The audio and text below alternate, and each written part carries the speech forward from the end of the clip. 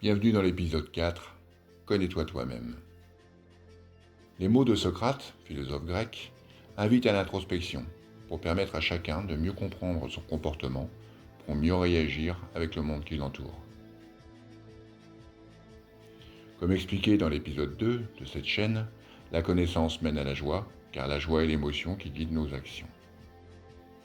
Savoir qui nous sommes permet de faire l'inventaire de notre potentiel pour le développer et permettre l'épanouissement personnel. C'est ce que Carl Gustav Jung appelle le processus d'individuation.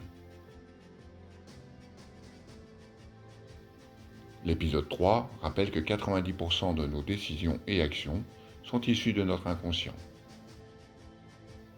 Comprendre, c'est déplacer une information de l'inconscient vers le conscient, ce qui fait dire à Carl Jung, jusqu'à ce que l'inconscient devienne conscient, le subconscient continuera de diriger ta vie et tu l'appelleras destinée. Jung défend l'idée que dès la naissance, notre esprit est déjà préformé par des représentations symboliques, des modèles de personnalité communes à tous les êtres humains d'époques, d'horizons et de cultures différentes. Ce concept, qu'il nomme archétype, influence inconsciemment chacun d'entre nous dans notre manière d'expérimenter le monde. Ces archétypes harmonisent notre bien-être émotionnel grâce à une forme d'identification personnelle à l'une ou l'autre de ces figures.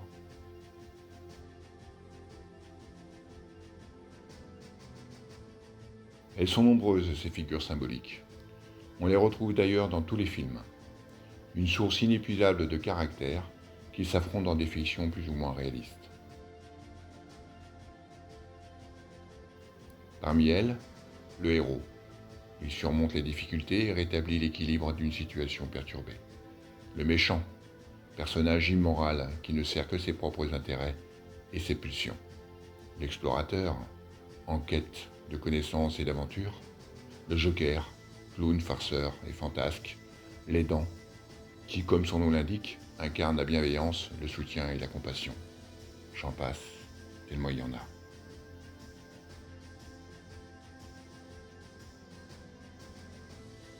Je vous invite à poursuivre votre enquête sur qui vous êtes afin de comprendre l'origine de vos succès, de vos échecs. Pour vous y aider, des méthodes existent. La méthode MBTI par exemple, du nom d'Isabelle Briggs-Myers et Catherine Cook-Briggs, qui en 1940, et inspirée des travaux de Carl Gustav Jung, dresse 16 types de profils divisés en 4 thèmes opposés. Extraverti-introverti, sensitif, intuitif, réfléchi, sentimental, jugement et perception. Autre méthode, avec l'énéagramme, qui propose 9 possibilités de se définir, réparties sur les 3 centres de prise décisionnelle, instinctif, émotionnel et mental. Cette méthode a l'avantage de proposer une voie d'intégration, c'est-à-dire le moyen de vous élever au regard d'un autre profil. Autre méthode, avec le livre de Thomas Erickson, Tous idiots, qui propose une classification couleur en 4 thèmes, les rouges, dominants et ambitieux, les jaunes, spontanés et optimistes, les verts, patients et amicaux, les bleus, méthodiques et précis. Notez que ces méthodes peuvent sembler fantaisistes ou utopiques, et vous enfermer dans une case.